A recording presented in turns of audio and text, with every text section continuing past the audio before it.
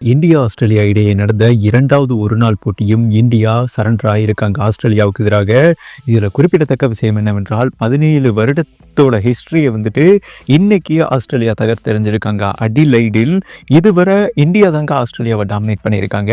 இன்னைக்கு அவங்க டைமண்ட் எடுத்துட்டாங்க என்றே சொல்லலாம். ஆஸ்திரேலியா 17 வருடத்துக்கு பிறகு ஓவல் மைதானத்தில் இந்தியாவை கேம் ஓவர் ஆக்கியிருக்காங்க. மேலும் இந்த சீரீஸையும் கைப்பற்றி உள்ளார்கள் என்பது குறிப்பிடத்தக்கதுங்க. ரொம்ப வருத்தமாக இருக்குது. இந்த மேட்ச் முடிந்த பிறகு நம்ம கில் ஆவேசமாக பேசியிருக்காரு. எதனால இந்த கருத்து வேறுபாடு? ஏன்னா ஆஸ்திரேலியா விட இந்தியா தான் முன்னிலையில் இருக்காங்க. ஒரு நாள் தொடர் தரவரிசையில் சுபன் கில் தாங்க நம்பர் 1 பேட்ஸ்மனாக இருக்காரு.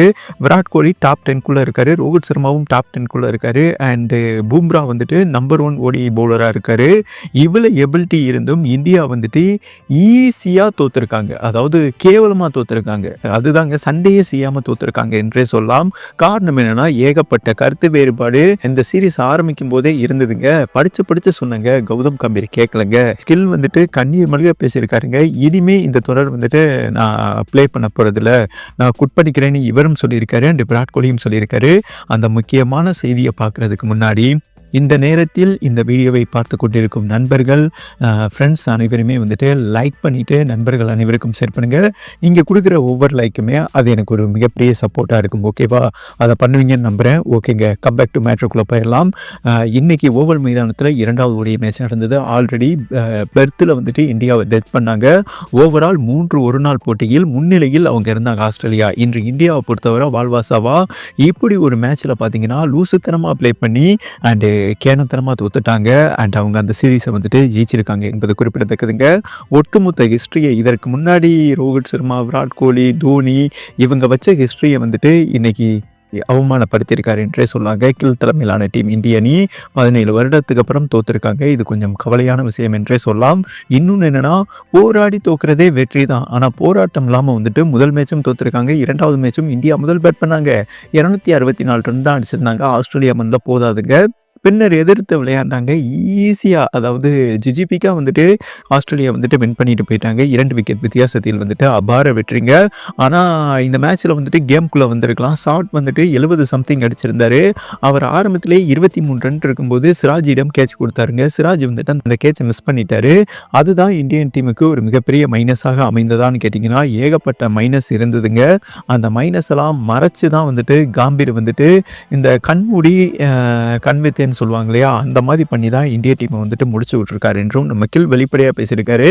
சரியான பயிற்சியாளர் கம்பீர் கிடையாதுங்க. அவர் ஆணவத்தில் தாங்க இருக்காரு தவிர அவர் சொல்றது தான் வீரர்கள் செய்யணும்னு நினைக்கிறாரே தவிர வீரர்களோட தனிப்பட்ட கருத்து இருக்கும் இல்லையா, டிசிஷன் இருக்கும் இல்லையா, அதை காதலையே வாங்க மாட்டார். ஏன்னா இந்த சீரீஸ் ஆரம்பிக்கும் போதே Rohit Sharma 2027 50 over world cup வரை நான் தலைவனாக இருக்கேன்னு சொல்லியிருந்தாரு.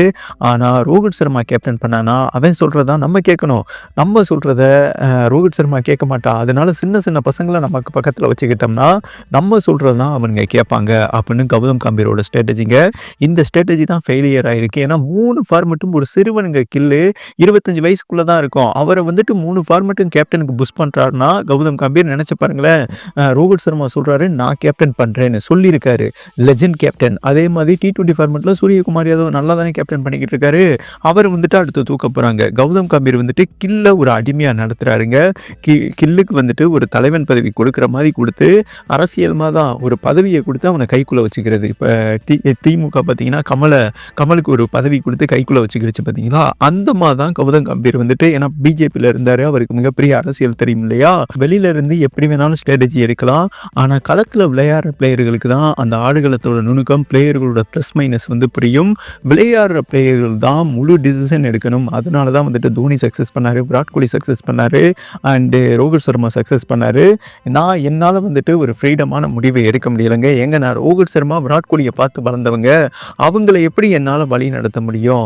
அவங்கள வழி நடத்துகிற எபிலிட்டியோ தைரியமோ எனக்கு கிடையாது. ஒரு கேப்டன்னா தில்லா களத்தில் எவ்வளோ பெரிய பிளேயராக இருந்தாலும் ஒரு முடிவு எடுக்கணும். இங்கே போய் நில்லு, அங்கே போய் நில்லு, இதுதான் என்னோட ஸ்ட்ராட்டஜி அப்படின்னு சொல்லணும். ஆனால் என்னால் முடியாது. ரோஹித் சர்மா ஆளச்சிறந்த கேப்டன். அவர் ஓடிஐ ஃபார்மெட்டில் கேப்டனாக இருக்கிறது தான் சரி. இந்திய அணிக்கு தற்போது நல்ல சிச்சுவேஷன் நல்ல சூழல் என்றும், ஏன்னா அடுத்ததாக 50 ஓவர் வேர்ல்டு கப் நெருங்கிருச்சு.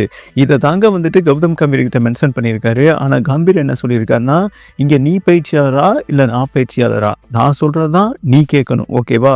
அதனால் வாயை மூடிட்டு நான் சொல்கிறது தான் நீ கேட்கணும்னு சொல்லிட்டு வலுக்கட்டாயமாக சிறுவன் கில்ல வந்துட்டு இவர் தாங்க கேப்டன்சியை திணிச்சிருக்காரு. ஒரு விஷயத்தை திணிச்சோம்னு வைங்களேன், அது உருப்படவே உருப்படாது, திணறி போயிடும்னு வைங்களேன்.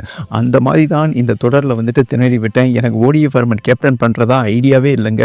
ஆனால் இவர் தாங்க திணிச்சதுனால திணறி விட்டோம். டீமுக்குள்ளே வந்துட்டு ஏகப்பட்ட கருத்து வேறுபாடு. விராட் கோலி விளையாடல பார்த்தீங்களா, ஓவல் மைதானம் அவரோட கோட்டைங்க, மினிமம் 70 ரன் ஸ்கோர் பண்ணியிருக்காருங்க. அங்கே வந்துட்டு 0 அவுட்டு, தொடர்ந்து வந்துட்டு டக் அவுட்டு அவர் ஒரு முடிவு எடுத்துட்டாரு.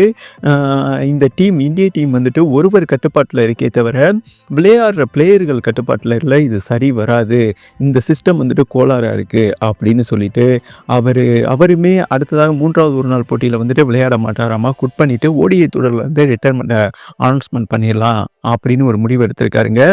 கில்லும் அதை தான் மென்ஷன் பண்ணியிருக்காரு. கம்பீரோட அணுகுமுறை வந்துட்டு சரியில்லைங்க, அதுதான் மோசமான தோல்வி.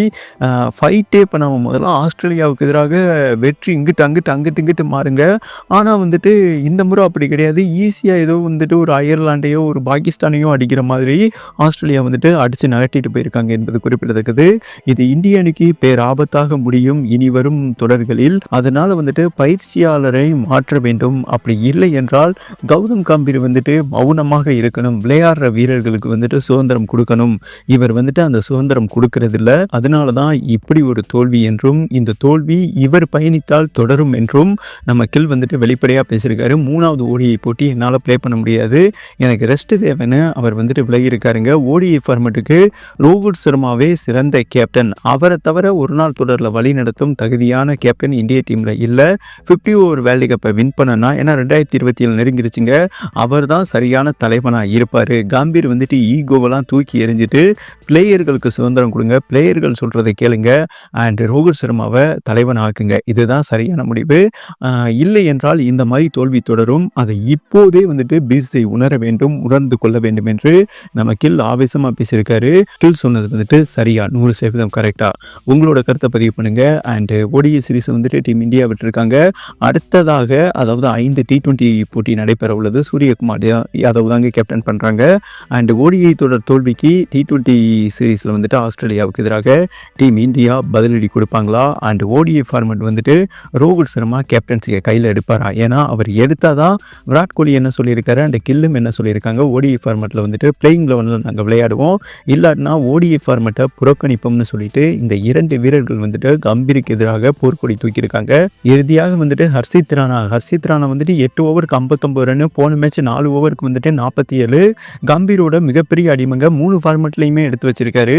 ஆனால் பும்ரா, பிரசித் கிருஷ்ணா, மாயங்க் யாதவ், சிறந்த பவுலர்கள் இருக்காங்க, டி நடராஜன், அவங்களுக்கெல்லாம் வாய்ப்பு கொடுக்காம இவருக்கு வந்துட்டு யார் கையால் அமுக்குறாங்களோ, அதாவது அடிமையாக இருக்கிறாங்களோ அவங்களுக்கு வந்துட்டு வாய்ப்பு கொடுத்து இந்திய டீமையே அடிமையாக்கி கொண்டிருக்கிறார் என்பது குறிப்பிடத்தக்கதுங்க. கௌதம் கம்பீரோட இந்த மோசமான அணுகுமுறை வந்துட்டு வலைதளங்களில் பேசப்பட்டு வருகிறது என்பது குறிப்பிடத்தக்கது. அவனை அக்கட்டால தூக்கி போடுங்களேன்னு